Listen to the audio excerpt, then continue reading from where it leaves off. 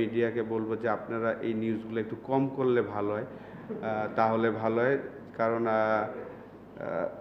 যেহেতু এটা বাংলাদেশের একটা টুর্নামেন্ট, জানি আপনাদের নিউজে হয়তোবা পেমেন্ট পায় অনেক প্লেয়ার, ওনারাই বলছেন যে ওনাদের কারণে পেমেন্ট পায়, কিন্তু এগুলো নিউজ না করলে মনে হয় ভালো হয়। অবশ্যই হতাশাজনক।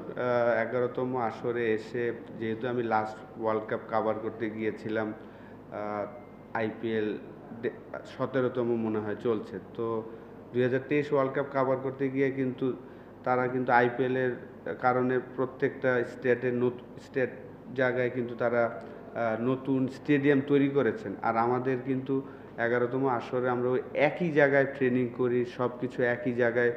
ওই টুর্নামেন্ট শুরুর আগে হয়তোবা আমরা প্ল্যানিং করি, খেলার দিন দেখা যায় যে আমাদের হেলমেট আসছে আর কি। প্ল্যানিংটা আরও একটু সুন্দর হলে ভালো হবে, এবং অবশ্যই এবার যা হচ্ছে সামনের বছর আমি শিওর যে তারা হয়তো আরও সচেতন হবে, কিভাবে আরও সুন্দর করা যায় সেই জিনিসগুলো নিয়ে চিন্তা করবে। এবং আমাদেরও সবার দায়িত্ব আমি মনে করি যে বিশেষ করে মিডিয়াকে বলবো যে আপনারা এই নিউজগুলো একটু কম করলে ভালো হয়, তাহলে ভালো হয়। কারণ